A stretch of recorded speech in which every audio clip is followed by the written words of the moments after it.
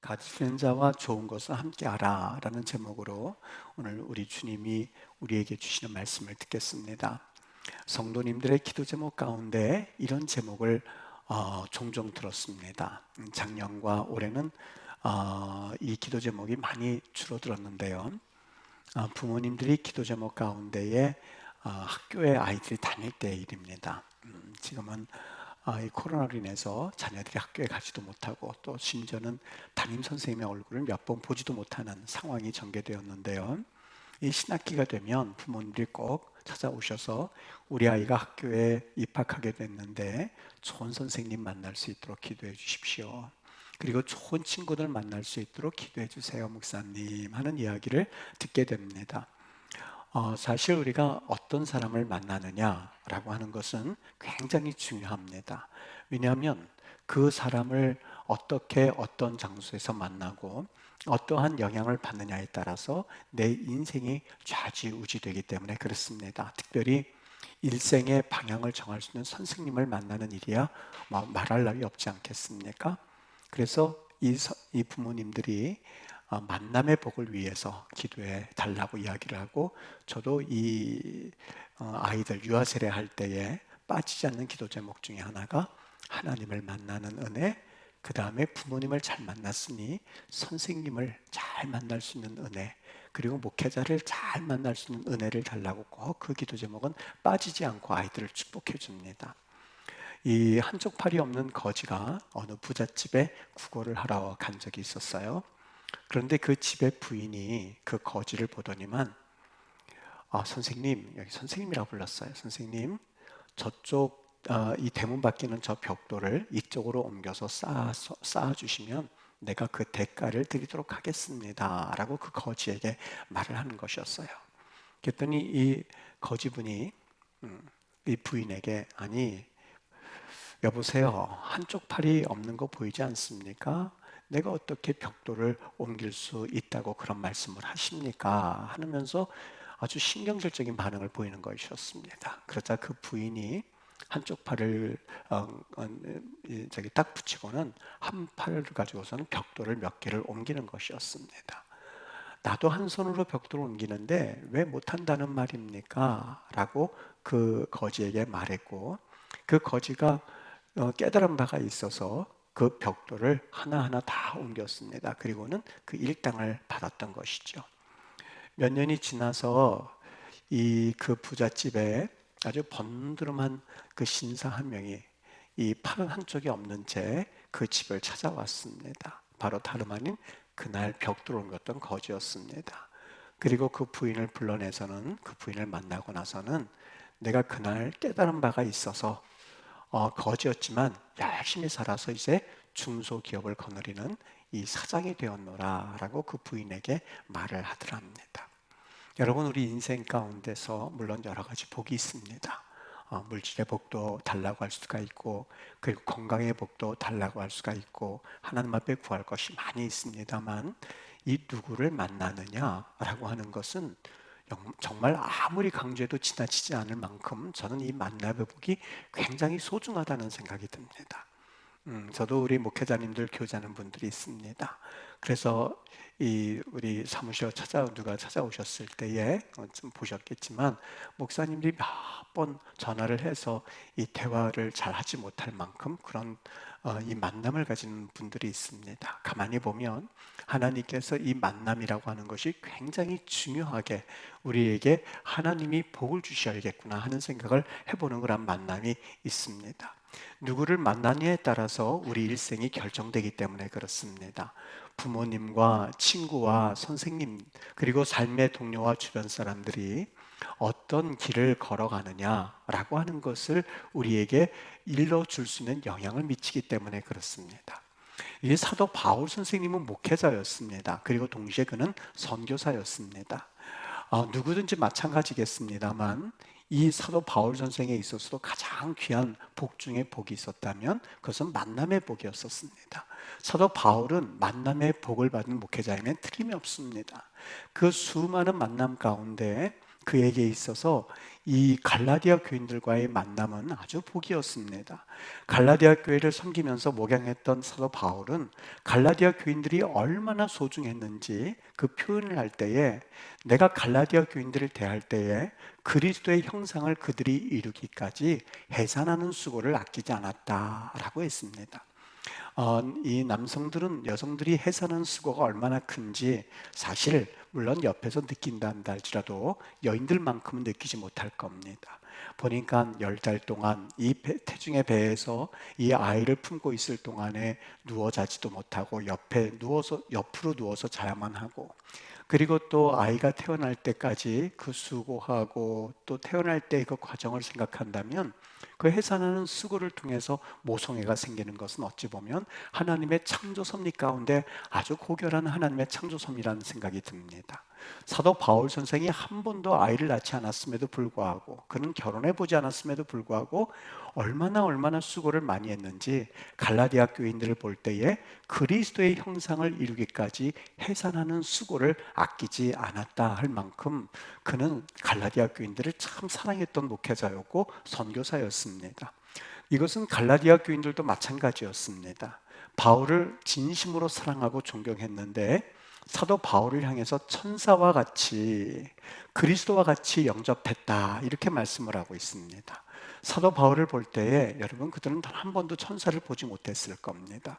그런데 그를 영접할 때 마치 천사가 오는 것처럼 영접을 했고, 그분들은 아직 그리스도 예수를 직접 눈으로 본 그런 교인들이 아니었습니다. 그런데 그를 예수님 모시듯이 사도 바울을 영접했습니다. 심지어는 사도 바울의 이 안질이 있었지 않습니까?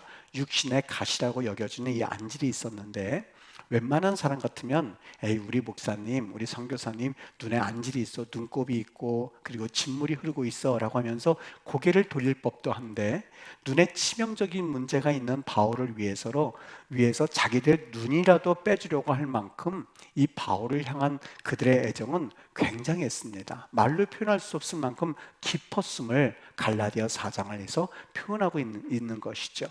이렇게 사도 바울이 갈라디아 교인들과 어떤 관계를 가지고 있었느냐라고 하는 것은 오늘 본문 갈라디아서 6장 6절을 이해하는데 아주 중요한 단서가 됩니다. 오늘 본문의 말씀을 이해할 때 참 중요한 단서가 되는데, 오늘 6절에서 이렇게 말합니다. 가르침을 받는 자는 말씀을 가르치는 자와 모든 좋은 것을 함께 하라라고 하는 말씀은, 이렇게 좋은 관계에 있었던 사도 바울이었기 때문에 갈라디아 교인들에게 무슨 섭섭함이 있거나 마음이 상했기 때문에 한 말씀이 아니라는 겁니다. 조금 전에 이야기했던 것처럼 사도 바울이 눈에 안질이 있는 것을 보고 나서는 자기들의 눈을 빼어서라도 주고 싶어하는 이 갈라디아 교인들에게 사도 바울이 어떤 말씀을 줄까 하다가 주셨던 말씀이 바로 갈라디아서 6장 6절 말씀이었습니다. 물론 이 말씀은 1차적으로는 초대교회 때부터 있었던 목회 제도를 설명하고 있습니다. 교회라고 하는 것은 영의 양식을 위해서 일하는 목회자의 생계를 위해서 배려를 이 영의 양식을 위해서 일하는 목회자의 생계를 위해서 교회는 배려를 시행해야만 했었던 것이죠. 물론 이 제도는 어느 날 갑자기 생겨난 것은 아닙니다. 초대교회에 이런 제도가 있었지만 이것은 예수님이 이미 말씀해 주셨던 성경적 원리이기도 했습니다. 예수님이 70명의 전도단을 이제 보내지 않습니까? 말이 70명이지 70명이 움직인다고 한다면 그들의 식사는 어떻게 해야만 할지, 그들의 신발과 그리고 옷은 어떻게 될지 여러 가지 생각해야 될 것이 많이 있었을 겁니다. 근데 예수님께서 70명의 전도단을 세상으로 보내면서 하신 말씀이 있습니다. 너희들 전대나 배낭이나 신발을 가지지 말며 그 집에 유하여 주는 것을 먹고 마시라. 일꾼이 그 삭슬 받는 것이 마땅하니라 라고 말씀을 하셨습니다. 다시 말하면 오늘 초대교회가 생겨나기 전에 예수님께서는 이제 복음을 증거하는 자와 그리고 복음의 말씀을 듣는 자와의 관계를 이렇게 규정을 짓고 있습니다. 그렇게 해서 시작된 초대교회 제도였습니다. 이 제도를 그대로 그 원리를 깨달았던 사도 바울 선생은 그 교회 제도를 정착하는데 사실 일조했던 인물입니다. 고린도전서 9장에서는 또 이렇게 말합니다. 우리가 너희에게 신령한 것을 뿌렸은즉 너희의 육적인 것을 거두기로 과하다 하겠느냐? 내가 복음의 씨앗을 뿌렸으니 당연히 육적인 것으로 너희들이 나를 공개한다는 것은 이상할 일이 아니다. 그것은 당연한 것이다 라고 말씀을 했습니다. 다시 말하면 사도 바울 선생은 한 교회에 소속되지 않고 복음을 전하면서 다니는 복음 전도자였습니다. 그가 교회를 세워놓고 목회자를 세우고 교회를 세워놓고 목회자를 세우고 다닐 때에 그 교회에서 혹시 잘 알지 못하여서 그 목회자에게 사실 배려를 하지 못할까 염려했던 사도 바울 선생은 갈라디아 자기가 가장 사랑했던 교인들에게 너희들 가르침을 받는다면 가르친 자와 좋은 것을 함께 하라 라고 함으로써 교회의 제도를 잘 세워놓은 그러한 일차적인 그런 말씀이 오늘 본문의 말씀입니다. 이것은 우리가 그동안 해석해왔던 하나의 중요한 원리이기도 합니다만 저는 오늘 말씀을 통해서 하나님께서 또 다른 원리를 가르쳐 주셔서 그 말씀을 나누고자 합니다.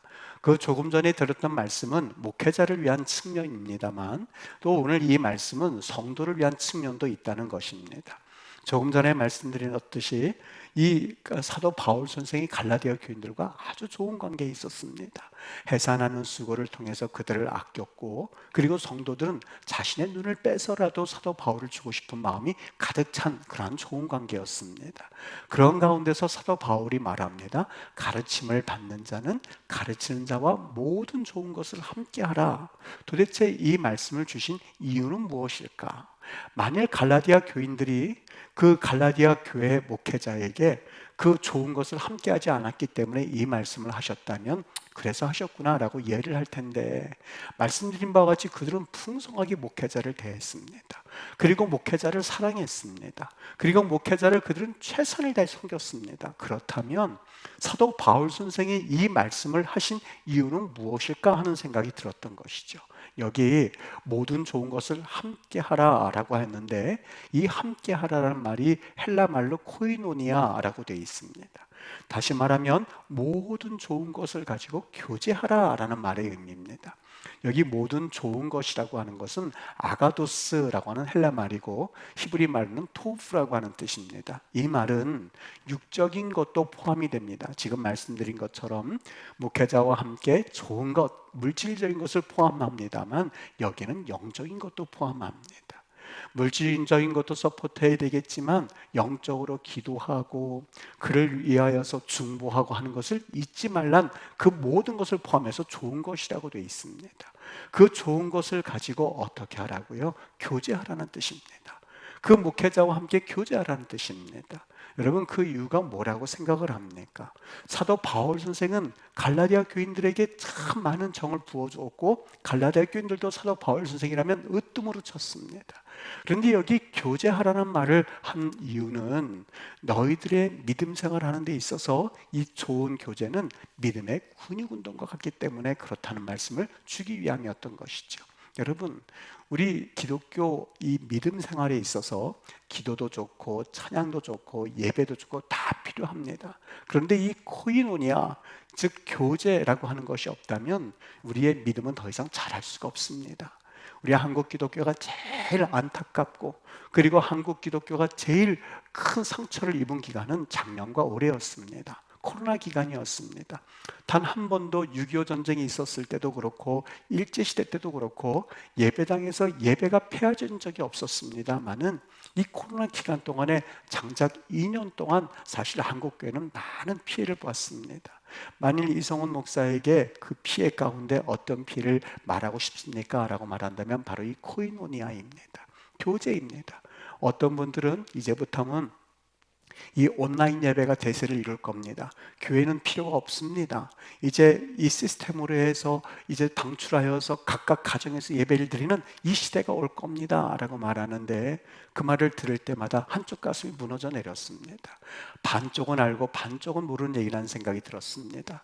물론 그렇게 해서 어쩔 수 없이 우리가 방송을 통해서 예배는 드리지만 이 성도의 교제, 주님과의 교제 여러분 생각해 보십시오.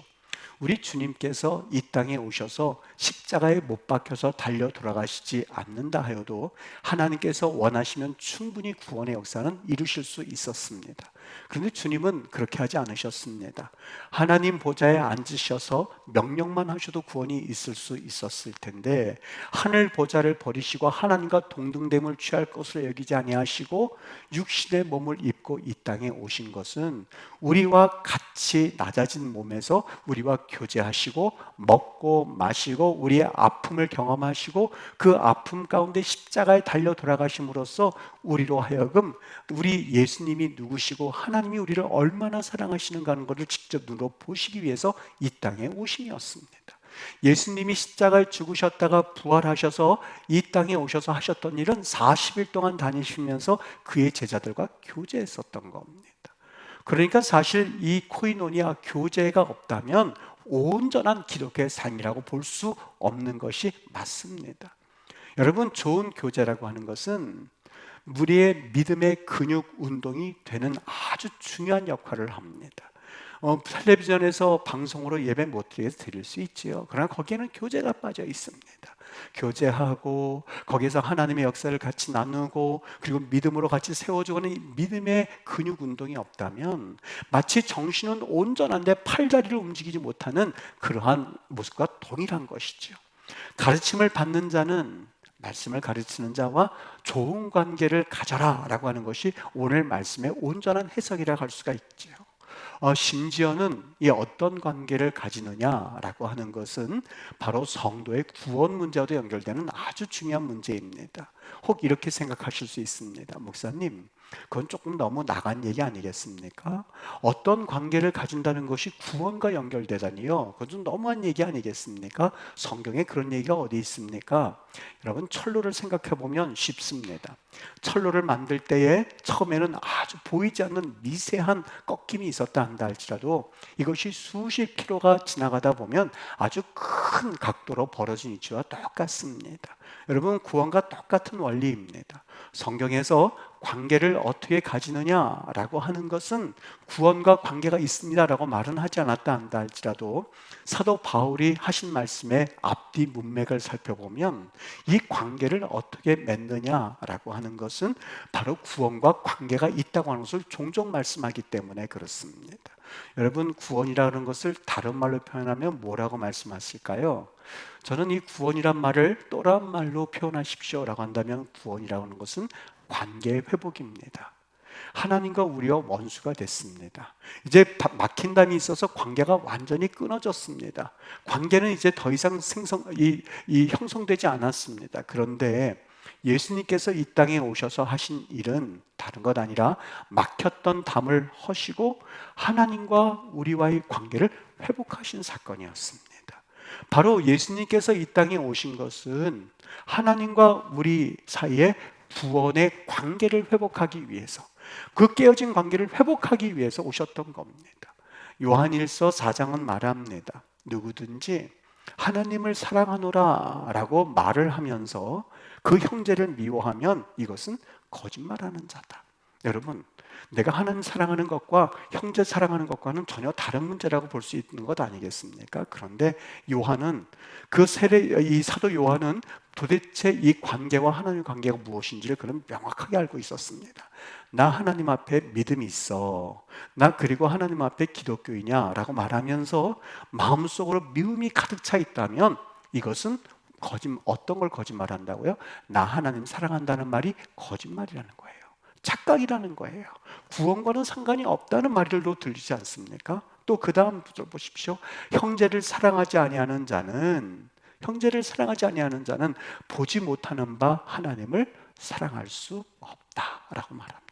이것이 사도 요한이 깨달았던 비밀이었던 것이죠. 인간과의 관계가 올바르지 않은 상태에서 어찌 하나님과의 관계가 올바르다고 말할 수 있겠니? 다른 사람을 온전하게 이해하지 못하면서 그 마음으로 어떻게 예수님께서 이 땅에 오셔서 우리를 사랑하셨다는 것이 이해가 된단 말일까? 하나님을 사랑하지 않은 상태에서, 사람을 사랑해 보지 못한 상태에서, 용납하지 못한 상태에서 주님이 우리를 용납하셨다는 그 용납이란 말을 과연 이해는 하는 걸까? 어느 날 이 빚진 자가 있었습니다. 1만 달란트 빚진 자였습니다. 그 빚진 자는 자신의 몸과 아내와 자식들과 모든 소유를 다 팔아서야만 그 1만 달란트를 그나마 조금은 갚을 수 있었던 모양입니다. 그러니 자기의 몸도 팔고 아내도 팔고 자식들도 다 팔아야 되니 사시나무 떨려 떨었습니다. 큰일 난 겁니다. 용서해 주세요, 용서해 주세요 했더니 그 왕이 불쌍히 여겨서 이 빚진 자에게 빚을 탕감해 주었습니다. 얼마나 기쁩니까? 너무너무 감사합니다. 내 빚이 탕감받았습니다 라고 말하고 돌아서자마자 누구를 만났냐면 100데나리온, 자기에게 100다니엘을 친 아무것도 아닌 빚이죠. 1만 달란트에 비하면 100다니엘은 1000만 분의 1도 되지 않는 아주 작은 금액이었습니다. 그 사람을 만났습니다. 여러분, 정말 탕감받은 것을 마음으로 경험한 사람은 이 사람에게도 탕감을 해주는 것이 맞지 않겠습니까? 근데 그는 그렇게 하지 않았습니다. 그의 목줄을 쥐었습니다. 목을 잡고 이르기를 빚을 갚아라 라고 호통을 치기 시작했습니다. 여러분, 이 원리와 똑같습니다.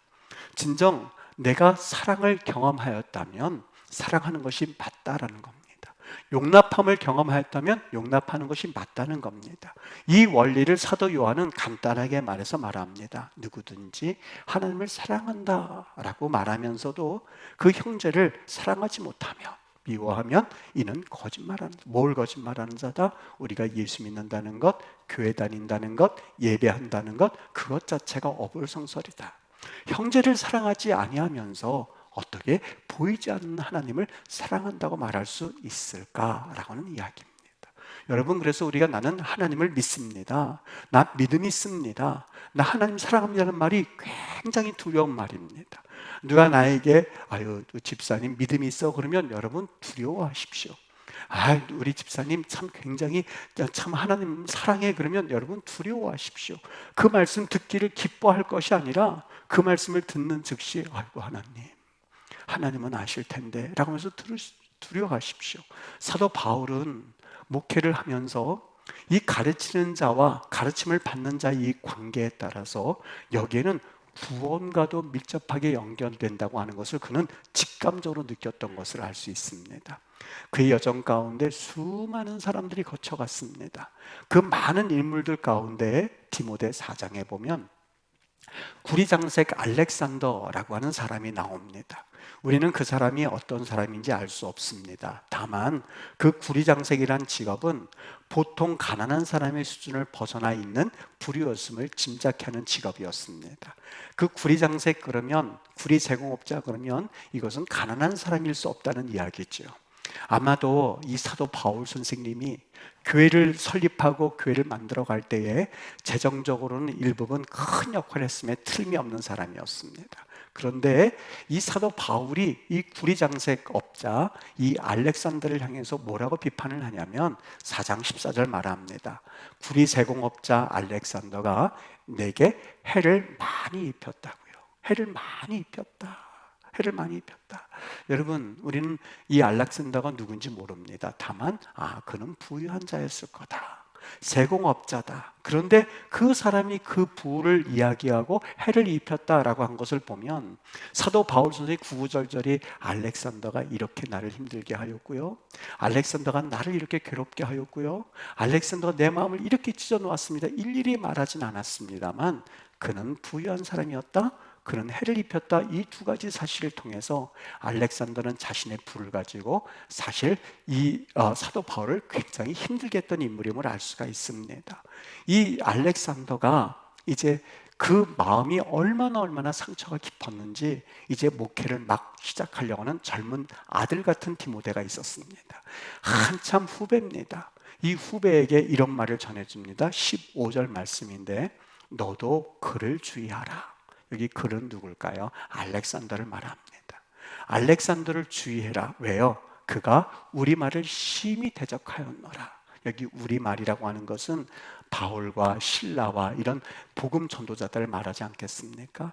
즉 하나님의 복음을 전할 때에 그들이 많이 대적하였다. 자신의 부를 가지고 그리고 우리를 많이 대적함으로써 하나님 나라의 복음을 방해하는 방해자로 그가 쓰임받았다는 겁니다. 여러분, 갈등이라는 것의 그 어근을 아십니까?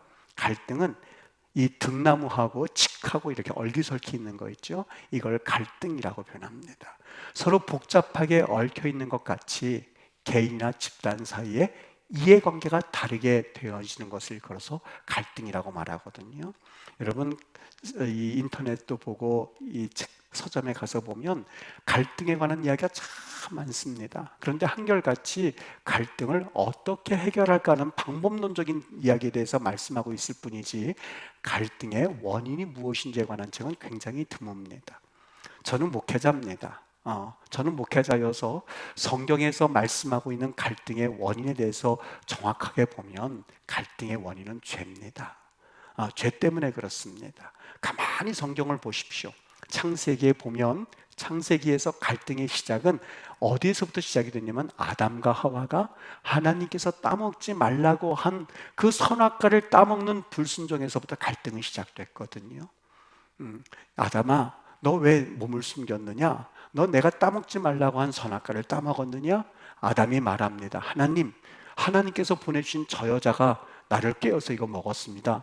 조금 전까지만 해도 아내를 일컬어서 뼈 중에 뼈요 살 중에 살이라고 말했던 아담이 하나님이 보내주신 저 여자라고 하면서 하나님의 책임을 돌리기도 하고 저 여자라고 함으로써 하나님과의 관계가 깨졌음을 알 수가 있죠. 사람과 사람과의 관계가 깨졌음을 알 수가 있죠. 그리고 나서 하나님이 아담과 하와를 내쫓았는데 그 에덴 동산의 엉겅퀴 그리고 그들이 그 가시덤불을 이제는 수고하고 땀을 흘려만 먹을 수 있게 됨으로써 하나님과 인간과의 관계가 깨졌고 사람과 사람과의 관계가 깨졌고 사람과 자연과의 관계도 깨졌음을 우리는 그 성경을 통해서 알 수가 있습니다. 여러분 갈등의 원인은 뭐라고요? 그것은 다른 것 아닙니다. 성격의 차이도 아닙니다. 갈등의 원인은 영적 문제라고 하는 것이죠. 심지어 하나님과 인간을 원수로 만들었고 하나님과 인간을 원수지간으로 만들므로써 갈등 구조를 만든 것은 바로 악한 영적 사탄의 일이었음을 우리는 직시할 수 있어야만 할 것입니다. 사도 바울이 이러한 힘든 갈등 관계를 경험하고 나서는 그럼 마지막으로 이렇게 마무리를 짓습니다. 4장 14절에 보면 주께서 그 행한 대로 그에게 갚으실 거다. 여러분 이 말씀을 할 때에 사도 바울의 마음이 어땠을까? 웬만하면 그는 목회자였었고 그는 선교사였습니다. 비록 아픈 일을 겪었어도 하나님 저의 죄를 돌리지 마옵소서라고 하면서 마무리를 지었어야만 했었습니다. 그런데 이 말씀을 하는 것을 보면서 굉장히 마음이 아팠습니다. 사도 바울 선생이 얼마나 그 마음이 찢어졌고 그의 눈에서 얼마나 아픔이 있었다면 그를 향하여서 구리장색 그 세공업자 알렉산더를 향해서 하나님 그에게 주께서 그가 행한 대로 무엇을 행했든지 그 다음에 보면 심은 대로 거두리라는 말씀이 이어지고 있거든요. 무엇을 심든지 거두리라고 했는데 그가 심은 말대로 그가 심은 행위대로 하나님 그대로 갚아주소서라고 기도로 끝내는 것을 보면서 참 마음이 오싹했습니다. 성경에서 관계와 구원에 관해서 직접적인 연관성이 있습니다라고 말하지는 않았습니다만 사실 가르침을 받는 자와 가르친 자의 관계가 구원과의 관계까지 영향을 미친다는 것을 보여주고 있습니다. 하나님의 나라를 방해하는 복음의 원수에 대해서 하나님의 심판을 명령하신 장면입니다. 이와는 반대로 갈등이 아닌 좋은 관계를 가진 사람이 성경에 있습니다. 바로 브리스길라와 아굴라였습니다. 그들은 일평생 바울의 목회를 도왔던 사람들입니다. 고린도에서 만났습니다. 그들도 천막을 만드는 사람이었기 때문에 사도 바울 성이 지고 같아서 아마 그들이 급작스럽게 가까웠는지는 모르겠습니다만 하나님께서 브리스길라와 아굴라에게 성령의 은혜를 주셨다고 저는 믿습니다. 단순히 직업이 같았기 때문에 가까워졌다기보다도 그것이 계기가 되었지만 이들에게는 하나님이 주시는 은혜가 있었습니다. 바울이 로마에 보내는 편지문에 보면 16절에 그가 이렇게 말합니다. 여기에서 그들은 브리스길라와 아굴라를 말하거든요. 내 목숨을 위하여 자기들의 목까지도 내놓았다라고 말한 것을 보면 이 브리스길라와 아굴라가 언제 그런 일을 했을까 하고 가만히 생각해 볼 때에 이 사도 바울 선생이 에베소에서 목숨을 잃을 뻔했던 적이 있습니다. 그 당시 우상 숭배자들과 갈등이 있어서 그들을 막 데려가서 이 사도 바울이 사람들에 의해서 죽임을 당할 그러한 아주 위협적인 순간이었는데 그때에 그가 은혜를 입어서 거기서 풀려나옵니다. 저는 그게 왜 어떻게 그게 가능했는지 잘 몰랐습니다. 그런데 오늘 로마서 16장에서 사도 바울 선생이 그들은 나를 위해서 자기의 목을 내놓았다라고 한 것을 보면서, 그때 그가 풀려났던 사건이 브리스길라와 아굴라가 목숨을 걸고 그에게 이 신변을 보호해 주어서 살아난 것 아닐까라는 생각이 드는 대목이었었거든요. 사도 바울 선생이 여기서 끝나지 않고 이렇게 말합니다. 나뿐 아니라 이방인의 모든 교회도 그들에게 감사하노라. 이 브릭스일러와 아골라에게 감사를 표현한다고 말합니다. 그는 바울을 도와주었던 동역자였습니다. 필요한 것이라면 무조건 공급해 주었던 사람이었습니다. 아볼로 사역자가 있었는데 그는 미숙한 사역자였습니다. 성령을 경험하지 못한 사역자였습니다. 그런데 그를 불러다가 초청하여서 정말 마음 상하지 않게 하나님의 말씀을 잘 배우게 해주셔서 그래서 그를 훌륭한 목회자로 키워내었던 부부가 바로 브리스길라와 아굴라였습니다. 이방 교회들에게 많은 재정적인 도움을 주었던 부부였습니다. 그리고 마지막에는 자기의 목을 내놓고서라도 사도 바울을 살려냈던 부부가 브리스길라와 아굴라였습니다. 사도 바울 선생님이 로마서 16장에도 그렇고 몇 번에 걸쳐서 편지를 쓸 때마다 이런 편지를 꼭 넣습니다. 브리스길라와 아굴라 잘 있는지, 그리고 그에게 문안하여라 라고 하면서 많은 목회자들에게 그 사람에게 문안하시오, 브리스길라 아굴라에 잘 있는지 문안하시오, 내 안부를 전해주시오, 그분들에게 그런 따뜻함의 위로의 말씀을 전해주시오라는 말씀을 반복해서 말씀하고 있습니다. 이유는 하나입니다. 그와의 그런 관계가 바로 그런 이야기를 하도록 그 사도 바울 선생과 같은 때로는 마음이 어떻게 보면 목회자이기도 하지만 신경질적이기도 하고, 심지어는 구리장색 알렉산더에게 행한 대로 하나님께서 심판하실 거야 라고 말했던 그의 마음을 따뜻하게 녹일 수 있었던 이 브리스길라와 아굴라의 모습이 눈에 선하게 들어오기 시작했습니다.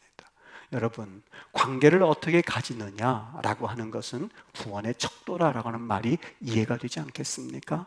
문맥으로 볼 때 그 말이 이해가 되는 대목 아니겠습니까? 우리는 일생 동안 파종하면서 살아가는 사람들입니다. 자녀를 위해서 우리가 때로는 재정적으로 심기도 하고, 그리고 다른 일들을 위해서 투자도 하기도 하고, 내 사업을 위해서 내 인생을 심기도 하고, 그리고 내 주변의 모든 내 목적을 위해서 내 삶을 걸어서 뛰어다니는 사람들입니다. 그런데 우린 여기에서 꼭 기억해야 할 것이 하나가 있는데, 어떤 씨를 뿌리느냐입니다. 어떤 씨를 뿌리느냐. 좋은 것을 뿌릴 수 있어야만 합니다. 왜냐하면 그것을 거둘 날이 있기 때문에 그렇습니다.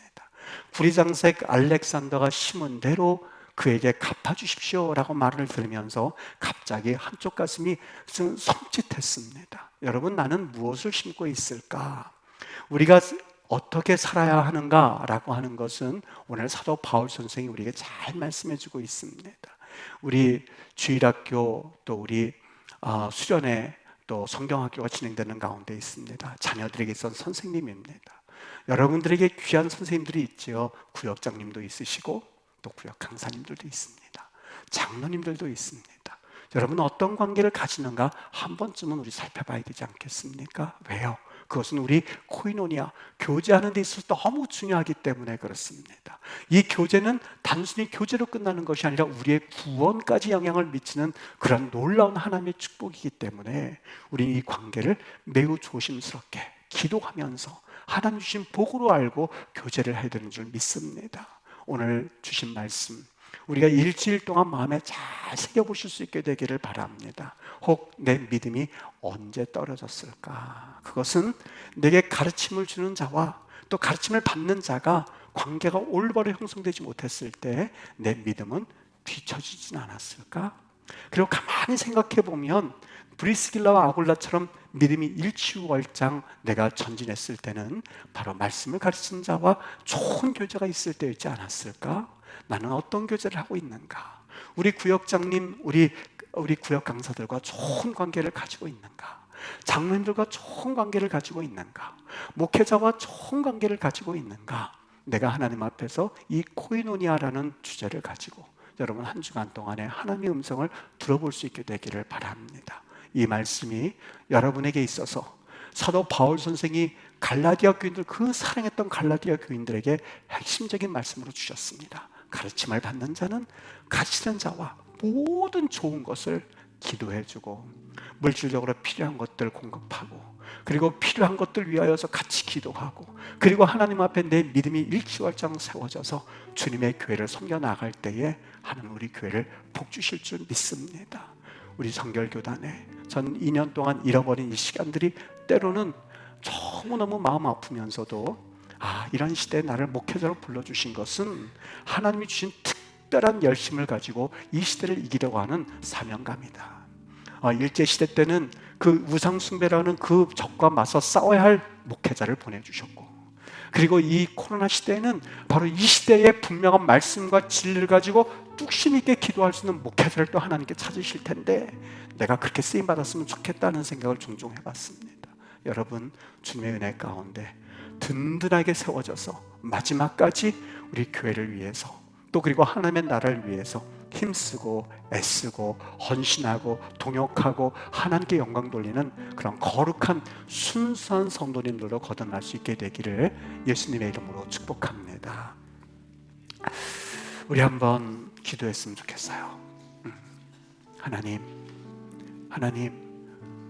우리에게 오늘 주신 말씀을 마음에 새기고 주님 앞에 내 믿음이 어디서 떨어졌는가를 다시 한번 살펴보게 하시고, 그리고 하나님 앞에 내 믿음을 어떻게 추스려야 될지를 오늘 이 말씀 가운데 내게 들려주시면 그대로 순종하기를 원합니다. 오 하나님, 우리를 긍휼히 여겨주시고 나를 불쌍히 여겨주옵소서. 주님 앞에 진실되게 입술을 열어 내 귀가 들려질 때에 하나님께서 들으시고 응답하신다고 하셨으니 그대로 응답되어지는 그런 역사가 있게 되기를 바랍니다. 다 같이 한번 기도하겠습니다.